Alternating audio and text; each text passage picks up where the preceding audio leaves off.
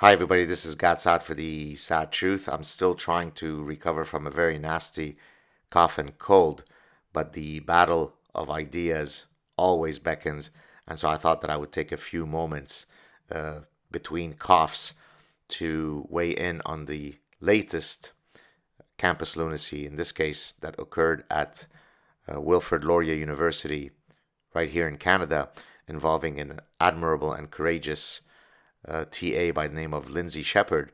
For those of you who don't know the story, Ms. Shepherd was leading a course on grammar, and as part of the course, wherein I suppose they were discussing gender pronouns, she shared a clip of a debate that had taken place on a very popular and very respectable Canadian show called The Agenda with Steve Paikin, involving Jordan Peterson and another guest, wherein they were debating the issue of gender pronouns that has become so prevalent in our public conscience.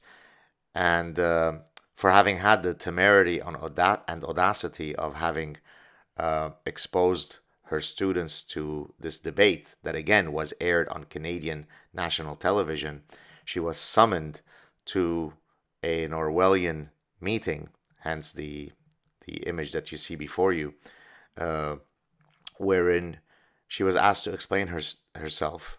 Now, she secretly recorded the meeting, and I only just had the opportunity to listen to I think it's about 43 minutes, the exchange. I highly recommend that you listen to it.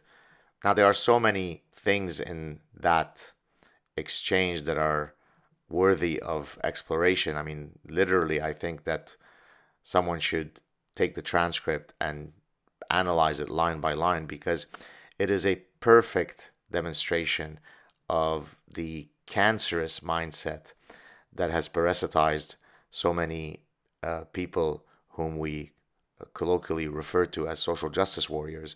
And again, for those of you who don't know, that's really the uh, key gist of my next book, wherein I will explore the forces that have led us to the current conundrum that we face. But in any case, uh, it was simply breathtaking to see that in the 21st century, such a reality could exist. Now, of course, the supervisor in question, who was uh, the key protagonist in the exchange, has come out and written a letter of apology, and apparently so have some senior administrators at Laurier University. I haven't. I did read the letter of the supervisor, but not the letter of, I think, the president of Laurier University.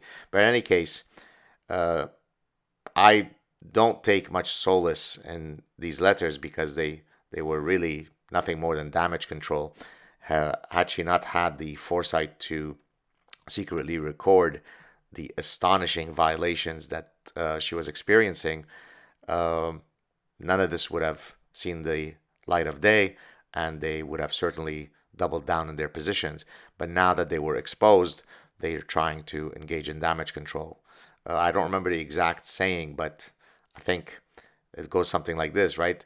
An honest person is someone who does the right thing when nobody is looking, right? So the fact that these enemies of truth, these enemies of reason, these enemies of human dignity were caught in the act of, you know, uh, thought policing. I mean, literally thought policing an innocent and powerless young TA is what ultimately caused them to backtrack and now self reflect and engage in a safe space of self reflection, and all of the other cancerous terms that are so prevalent within the lexicon of the social justice warrior.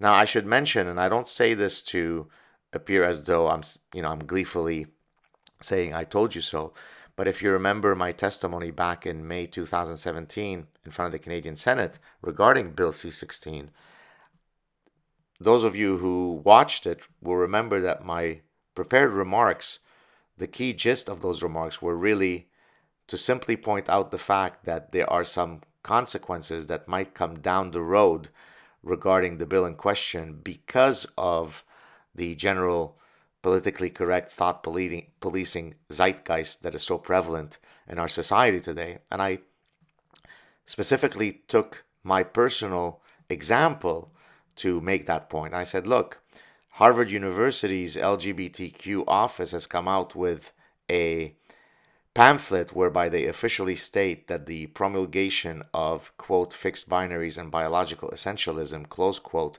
is a form of transphobic systemic violence. And they weren't being metaphorical, they were being literal.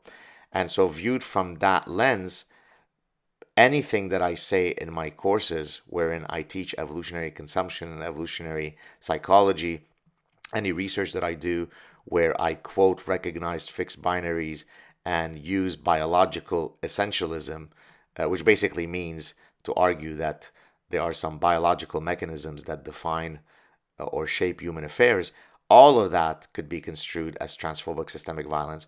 And of course, the quote progressive Canadian senators scoffed and laughed at me in a truly grotesque manifestation of political theater. Now, most people, 99% of the people, saw through that nonsense and were fully supportive of my positions. But some of the, I suppose, trans troll army, sent all sorts of obnoxious messages at me, whereby they sort of hailed that great day wherein SAAD was laughed out of the Canadian Senate. Of course, no such thing happened, and if anything, the Laurier incident is, I mean, there couldn't be a greater vindication of my position than what just happened, regrettably, to Miss Shepherd. Because if Miss Shepherd could get into trouble by Laurier University for sharing a clip of Jordan Peterson discussing gender pronouns, imagine how quickly I could be sent to Gulag 13 for, quote, promulgating fixed binaries and biological essentialism through my courses. I mean, the material that I teach or research in my professional career is extraordinarily more, quote, dangerous to the thought police than anything that Ms. Shepherd did. So again, my point here is not to simply say, I told you so, look, I was right, but it is to point to the fact that some of us who are operating within that ecosystem and who have the courage to speak out against it have been warning the greater society of these problems. Now, someone like James Damore at Google and Lindsay Shepherd now at Wilfrid Laurier and Serena Singh, the lady who organized the event in Toronto a few weeks ago, they embody what I refer to as soldiers of reason, right? Because they don't have a platform, and yet they're just regular folks who are principled, who stand up and say, no, I will not accept to be bullied in this manner. You will not silence me. No, I find the current situation intolerable. So imagine when these pretty powerless people could have the courage to rise up and fight these realities, and yet you have tenured professors, senior professors, and administrators who are afforded all of the, certainly institutional protections that one could receive, who sit silently and never utter a single syllable against these realities. They are complicit in their silence. They allow these realities to take place. And so again, I implore all folks who are people of good conscience to rise up and fight against this cancerous mindset known as identity politics and social justice warriors and all the rest of the nonsense. So to reiterate, every person has the right to live with complete dignity and fully protected from any hatred. But you don't have the right to be protected from ideas that hurt your feelings, from ideas that are contrary to the echo chambers that you've inhabited for many years. That's not what a free society is. So the quicker that people rise up in exactly the way that Lindsay Shepherd has done, the the quicker we'll be able to resolve this problem. By the way, I should mention that in my speech at the Toronto event, I discussed several recent chilling examples that have taken place in my own life. I won't repeat them all here because the clip of the event should be out soon, although I have already seen many pirated tapings that have been posted online. But in any case, I recently posted a an article on my Psychology Today column, which basically consisted of the transcript of my Canadian Senate testimony regarding Bill C-16. And the title of my article was, "Is Evolutionary Psychology Transphobic?" or something to that effect. And then I noticed that my article was not appearing on the home page.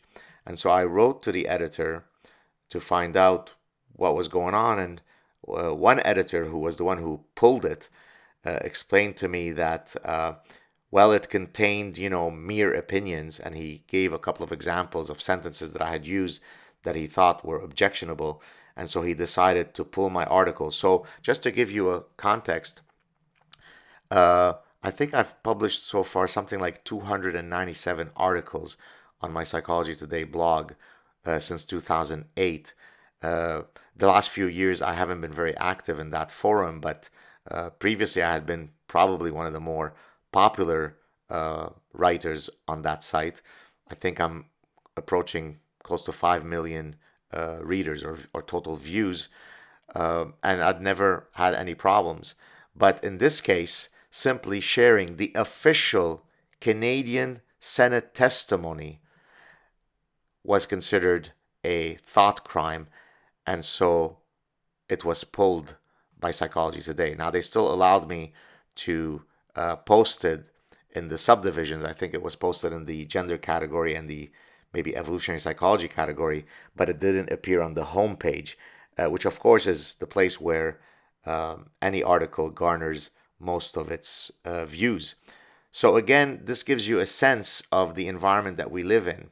When it comes to transgender issues, there is now an absolute acceptable position to take, and if you question anything in that narrative, then there will be repercussions.